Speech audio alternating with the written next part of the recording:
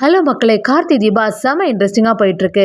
நம்ம ரேவதி கிட்ட கடைசியா ஒரு வழியா நம்ம கார்த்தி அவங்களோட லவ்வ சொல்றாங்க. கார்த்தியும் ரேவதிய பார்த்த உடனே அப்படியே கதறி அழ ஆரம்பிக்கிறாங்க. "உன்னை எனக்கு ரொம்பவே பிடிக்கும் ரேவதி. உன்னோட சிரிப்பு, பேச்சு எல்லாமே நான் மனசுல ரசிச்சிருக்கேன். ஏற்கனவே என்னோட வாழ்க்கையில ஒருத்திய நான் இழந்துட்டேன். உன்னை இழக்க நான் விரும்பல. நீ என்கிட்ட இருந்து ஆசைப்பட்டது இதானேன்னு" சொல்லிட்டு அப்படியே "ஐ லவ் யூ ரேவதின்னு" சொல்லிட்டு சொல்லவும், நம்ம கார்த்தியோட கண்ல தேம்பி நின்ன ஒரு துளி கண்ணீர் அவங்க கையில படுது. அப்படியே நம்ம ரேவதியும் கண் முழிச்சு பார்க்குறாங்க. கார்த்திக்கு இப்பதான் சந்தோஷம் ஆச்சு. ஒரு வழியா நம்ம ரேவதிய காப்பாத்திட்டோம்னு நினைக்கிறாங்க. இன்னொரு சைடு பார்த்தீங்கன்னா, நம்ம சாமுண்டேஸ்வரிக்கு எல்லா விஷயமும் தெரிய வருது. அவங்களோட டிடெக்டிவ் ஃப்ரெண்டும் நம்ம சாமுண்டேஸ்வரிட்ட சொல்லிடுறாங்க. கார்த்தி பத்தின எல்லா உண்மைகளும் தெரிய வந்த உடனே நம்ம சாமுண்டேஸ்வரி என்ன பண்ணாங்க? இப்பதான் கார்த்தி நம்ம ரேவதிய புரிஞ்சுக்கிட்டு அவங்களோட லவ்வ ஸ்டார்ட் பண்றாங்க. ஆனா அதுக்குள்ள இன்னொரு பிரச்சனை வரப்போகுதுன்னே சொல்லலாம். வீடியோக்குள்ள போறதுக்கு முன்னாடி யாரெல்லாம் நம்ம சேனலுக்கு சப்ஸ்கிரைப் பண்ணலையோ அவங்க சப்ஸ்கிரைப் பண்ணிடுங்க. அப்படியே பக்கத்தில் இருக்க பெல் ஐக்கானை கிளிக் பண்ணிடுங்க. அப்பதான் நான் போடுற வீடியோலாம் உங்களுக்கு நோட்டிஃபிகேஷனாக வரும். நம்ம சாமுண்டேஸ்வரி, ரோகிணி எல்லாருமே நம்ம ரேவதியை சூழ்ந்திருக்காங்க. வெளியில வந்த வெள்ளைக்கோட்டு போட்டவங்களும் ரேவதிக்கு இனிமே எந்த ஆபத்தும் இல்லை, கொஞ்ச நேரம் அவங்க ரெஸ்ட் எடுத்துட்டு சரியாயிடும் அப்படின்னு சொல்லிடுறாங்க. இப்பதான் சாமுண்டேஸ்வரிக்கு நிம்மதியாச்சு. சாமுண்டேஸ்வரி நம்ம மாரிய பார்த்து ரொம்பவே நன்றிமா, உன்னாலதான் ரேவதியோட உயிர் காப்பாற்றப்பட்டிருக்கு. இனிமே என்னோட ஆயுசு வரைக்கும் நான் இதை மறக்க மாட்டேன் அப்படின்னு சொல்றாங்க.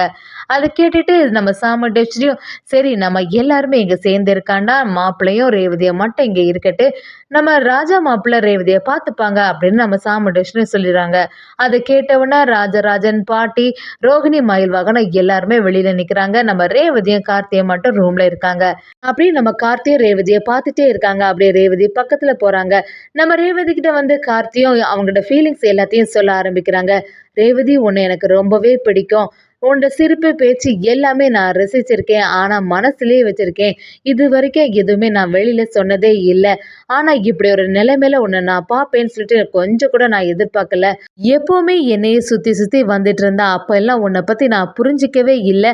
என்னோட அன்பை நான் வெளிக்காட்டினதும் இல்லை. ஏற்கனவே என்னோட வாழ்க்கையில இத மாதிரி ஒரு சம்பவம் நடந்துச்சு. அந்த டைம்ல ஒருத்தியை இழந்துட்டேன். அத மாதிரி உன்னை இழக்கிறதுக்கு நான் விரும்பல ரேவதி அப்படின்னு சொல்லிட்டு நம்ம கார்த்தியும் பேசிட்டு இருக்காங்க. அப்படி கார்த்தி பேசிட்டு இருக்கும் போதே அவங்க கண்ணுல அப்படியே கண்ணீர் தேம்பி நின்னுட்டே இருக்கு. கார்த்தியும் ஒரு கட்டத்துல ரேவதி கிட்ட வந்து, உனக்கு என்ன வேணும்? நீ என்ன என்கிட்ட இருந்து எதிர்பார்த்த? ஐ லவ் யூன்னு சொல்லணும் தானே நீ எப்பவுமே எதிர்பார்த்துட்டு இருந்த. ஐ லவ் யூ ரேவதி அப்படின்னு சொல்லிட்டு நம்ம கார்த்தியும் சொல்லிடுறாங்க. அப்படி சொல்லிட்டு இருக்கும் போதே நம்ம கார்த்தியோட கண்ணுல தேம்பி நின்ன ஒரு கண்ணீர் துளி அவங்களோட கையில விழுது. ரேவதியோட கையில விழுந்த உடனே ரேவதி கை அசைய மாதிரி இருக்கு. அதை பார்த்த உடனே கார்த்தி அப்படியே சந்தோஷப்படுறாங்க. ரேவதிக்கு நினைவு திரும்பிட்டு போல, அவளோட உயிருக்கு எந்த ஆபத்தும் இல்லைன்னு நினைக்கிறேன்னு சொல்லிட்டு சந்தோஷத்துல நம்ம கார்த்தியும் ரேவதின்னு சொல்லிட்டு கூப்பிடவும் ரேவதி கண் முழிச்சு பார்க்குறாங்க. ரேவதி கண் முழிச்சு பார்த்த உடனே கார்த்திக்கு இப்போதான் சந்தோஷம் ஆச்சு. நம்ம ரேவதியை பார்த்து, உனக்கு எதுவுமே ஆகாது, எதுவும் ஆகாதுக்கு நானும் விட மாட்டேன் அப்படின்னு சொல்லிட்டு நம்ம ரேவதி கிட்ட பேசுறாங்க. ரேவதி நம்ம கார்த்திட்ட, இப்ப என்ன சொன்ன ராஜா? என் காதுல விழுந்தது, திருப்பி ஒருக்கா நீ சொல்லேன் அப்படின்னு ஆசையா கேட்க ஆரம்பிக்கிறாங்க. நம்ம கார்த்தி ரேவதி கிட்ட, உன்னோட அன்பை நான் ஏற்கனவே புரிஞ்சுட்டேன். இனிமே இந்த தப்பு எப்பவுமே நடக்காது. எப்பவுமே நான் உன்கிட்ட அன்பா தான் இருக்க போறேன் அப்படி சொல்லிட்டு நம்ம ரேவதிட்ட சொல்றாங்க. அது மட்டும் இல்லாம ஐ லவ் யூ ரேவதின்னு சொல்லிடுறாங்க. இதை கேட்ட ரேவதிக்கு, உன்னோட வாயிலேருந்து இப்படி ஒரு வார்த்தை கேட்கறதுக்காண்டி எவ்வளோ வேலைகள்லாம் பண்ண வேண்டியதாட்டு இருக்கு. கடைசி நேரத்துல தானே இந்த முடிவை எடுத்திருக்க நீ அப்படின்னு சொல்லிட்டு நம்ம கார்த்திகிட்ட பேசுறாங்க. அதே சமயத்துல, இப்போவாது என்னோட அன்பை புரிஞ்சுக்கிட்டே ராஜா அப்படின்னு நம்ம ரேவதி சொல்லிட்டு இருக்காங்க. கார்த்தி அதை கேட்ட உடனே, நீ எதுக்குமே வருத்தப்படாத, எல்லாமே சரியாயிடும். இனிமே நான் உன்னோட அன்பை புரிஞ்சுட்டு நல்லபடியாக நடப்பேன் அப்படின்னு பேசவும், இன்னொரு பக்கம் மாயாவை பற்றி யோசிக்கிறாங்க கார்த்தி. அந்த மாயாவை நான் சும்மாவே விட மாட்டேன். எவ்வளோ தைரியம் இருந்தால் உன்னை இப்படியெல்லாம் ஆக்கியிருப்பா, அவளெல்லாம் சும்மா விட போகிறதில்லன்னு சொல்லிட்டு நம்ம கார்த்தியும் யோசிச்சுட்டு இருக்காங்க. அந்த சீன் எல்லாம் செம எமோஷனலாக இருந்துச்சுன்னே சொல்லலாம். நம்ம கார்த்தி ஒரு வழியாக ரேவதி கிட்ட அவங்களோட அன்பை சொல்லிட்டாங்க. அப்படி இருந்துட்டு இருக்கும்போது இன்னொரு சைடு நம்ம பாட்டி, ராஜராஜன் எல்லாம் வெளியில நின்றுட்டு இருக்காங்க. ரேவதிக்கு எந்த பிரச்சனையும் இருக்காது, ரேவதி நல்லபடியா இருப்பா அப்படின்னு நினைக்கிறாங்க. அப்படி கார்த்தியும் வெளியில வந்து எல்லா விஷயத்தையும் சொல்லவும் ரேவதி கண் முழிச்சு பார்த்துட்டாளா. ரொம்பவே சந்தோஷமாப்பிலன்னு சொல்லிட்டு அவங்க எல்லாரும் ரேவதியை பார்க்க வராங்க. ராஜராஜன் நம்ம ரேவதியை பார்த்து, நாங்கள் ரொம்பவே பயந்துட்டோமா, ஒரு விளையாட்டு கடவுள் புண்ணியத்தில் நீ இப்போ உயிர் பிழைச்சிட்ட, ரொம்ப சந்தோஷமா இருக்கு. எப்படி இருந்த பொண்ணு இப்படி இருக்கும்போது எங்களுக்கு ரொம்ப வருத்தமாகவே இருந்துட்டு இருந்து, இப்போ தான் கொஞ்சம் நிம்மதியாச்சுன்னு சொல்லிட்டு நம்ம ராஜராஜனும் சந்தோஷப்படுறாங்க. பக்கத்தில் இந்த பாட்டியை நம்ம ரேவதியை பார்த்து, எனக்கு ஏதாவது ஆகிடுமோன்னு சொல்லிட்டு ரொம்பவே பதட்டமா இருந்துச்சு. இப்பதான் நிம்மதியாச்சு அப்படின்னு சொல்லிட்டு நம்ம பரமேஸ்வரி பாட்டியும் பேசுறாங்க. அது மட்டும் இல்லாம அந்த மாயாவ சும்மா விடக்கூடாது. அவ எல்லாம் இனிமே நல்லாவே இருக்க மாட்டா. என்னோட பேத்தி இந்த மாதிரி பண்ணிட்டால, அவ எல்லாம் இனி நல்லா இருக்க போறதில்லன்னு சொல்லிட்டு நம்ம பரமேஸ்வரி பாட்டியும் மாயாவ திட்ட ஆரம்பிக்கிறாங்க. ரோகிணிய நம்ம ரேவதிய பார்த்து உனக்கு ஏதாவது ஆபத்து வந்துருமோன்னு சொல்லிட்டு நான் ரொம்பவே பயந்துட்டேன். இப்பதான் எனக்கு நிம்மதியாச்சுன்னு சொல்லிட்டு நம்ம ரேவதிட்ட பேசிட்டு இருக்காங்க. ரேவதியும் எல்லாரும் பார்த்து அப்படியே சிரிக்கிறாங்க. ரேவதிக்கு கொஞ்சம் குணம் ஆயிட்டுன்னே சொல்லலாம். அதை பார்த்த உடனே எல்லாரும் சந்தோஷம் ஆகுறாங்க.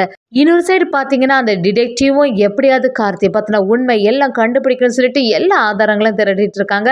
நம்ம சாமுண்டீஸ்வரி ஏற்கனவே நம்மகிட்ட சொல்லியிருந்தா, அவளோட மாப்பிள்ளை யாரு ராஜாவா இல்லைனா கார்த்தியான்னு குழம்பிட்டு இருந்தா.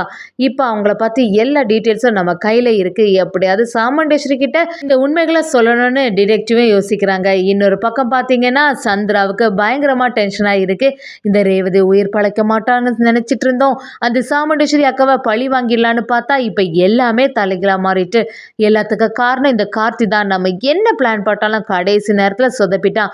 பிளட் கிடைக்காது அந்த ரேவதிக்கு. அதனால கரெக்டாட்டு அவள் உயிரும் பிரிஞ்சிடும்னு நினச்சேன். கடைசி நேரத்தில் அந்த மாரியை வந்து கூட்டிகிட்டு வந்து இப்படி காப்பாற்ற வச்சுட்டானே அப்படின்னு சொல்லிட்டு சந்திரா பயங்கரமாக டென்ஷன் ஆகிட்டு இருக்காங்க. மயில் வாகனமும் சந்திரா பார்த்து என்ன சின்னத்தை ஏதோ ரொம்ப டென்ஷனாக இருந்த மாதிரி இருக்குது, எதுவுமே நடக்கலையோ, நீங்கள் என்னெல்லாம் பிளான் பண்ணுறீங்க, இந்த குடும்பத்துக்குள்ளேயே இருந்துட்டு அவங்களுக்கு எதிராகவே எல்லாம் செய்கிறீங்களே, உங்களையெல்லாம் இன்னும் அத்தை நம்பிட்டு இருக்காங்களே, அதுதான் எனக்கு இன்னும் புரியலை அப்படின்னு சொல்லிட்டு நம்ம மயில் வாகனமும் சரியாக கலாச்சிட்டு போகிறாங்க சந்திராவை. சந்திரா கிட்ட சிவனாண்டியை ஃபோன் பண்ணாமோ சிவனாண்டிகிட்ட எல்லா விஷயத்தையும் சொல்கிறாங்க. ரேவதி கண் முழிச்சிட்டான்னு அதை கேட்ட உடனே சிவனாண்டி பயங்கரமாக டென்ஷன் ஆகி என்ன சொல்கிற சந்திரா, அது எப்படி அவள் உயிர் பிழைச்சா, எல்லாத்துக்கும் காரணம் அந்த கார்த்தி தானே, இனி என்ன பண்ணுறது அப்படின்னு சொல்லிட்டு யோசிக்க ஆரம்பிக்கிறாங்க. இதை கேட்ட காளியம்மையை ஏற்கனவே மாயா அந்த இடத்துக்கே போய் ரேவதியை போட்டு தொழில்னு சொல்லிட்டு என்னெல்லாமோ வேலை செய்தா, அது எதுவுமே சரியாகலையா அப்படின்னு சொல்லிட்டு யோசிக்க ஆரம்பிக்கிறாங்க. நம்ம ரேவதியோட நினைவு திரும்பினது குடும்பத்தில் உள்ளவங்க எல்லாரும் சந்தோஷமா இருக்கும்போது சந்திரா மட்டும் பயங்கர வருத்தத்தில் இருக்காங்க. இன்னொரு பக்கம் பார்த்தீங்கன்னா சாமுண்டேஸ்வரியோட டிடெக்டிவ் ஃப்ரெண்டும் அவங்களுக்கு ஃபோன் பண்ணி நீ ஏற்கனவே உன்னோட மாப்பிள்ளை ராஜாவை பற்றி விசாரிக்க சொன்னல, அதுக்கான வேலைகள் தான் நடந்துட்டுருக்கு, நான் ஒரு இதை கண்டுபிடிச்சிருக்கேன் உங்ககிட்ட சொல்லணும் அப்படின்னு சொல்லவும் நம்ம சாமுண்டேஸ்வரி என்ன விஷயம் அப்படின்னு கேட்க ஆரம்பிக்கிறாங்க. அதை கேட்ட அந்த டிடெக்டிவ் ஃப்ரெண்டும் உங்ககிட்ட அதெல்லாம் ஃபோனில் சொல்ல முடியாது, நேரில் பார்த்து தான் சொல்ல முடியும்னு அவங்க சொல்லவும் நம்ம சாமுண்டேஸ்வரியும் அந்த ஃப்ரெண்டை பார்க்கறதுக்காண்டி கிளம்புறாங்க. இன்னொரு சைடு பார்த்தீங்கன்னா சாமுண்டேஸ்வரிக்கு பயங்கர டென்ஷனாகவே இருந்துட்டு இருக்கு. இப்போதான் ரேவதி ஒரு விளையாட்டு கண்முழிச்சு பார்த்துருக்கா. இந்த சூழ்நிலையில கரெக்டாக நம்ம மாப்பிள்ளை பற்றின டீட்டெயில் எல்லாம் அந்த டிடெக்டிவ் கண்டுபிடிச்சிட்டேன்னு சொல்கிறாங்களே, அப்படி என்னவா இருக்கும், கண்டிப்பாக அது கார்த்தியா இருக்கக்கூடாது, அந்த ராஜசேதுவோட பேரனா இருக்கவே கூடாதுன்னு சொல்லிட்டு நம்ம சாமுண்டேஸ்வரி அப்படியே குழப்பத்திலே இருக்காங்க. சரி அங்கே போய் பார்த்தா என்னன்னு தெரிஞ்சு சொல்லிட்டு அந்த ஃப்ரெண்டே மீட் பண்ண போகிறாங்க.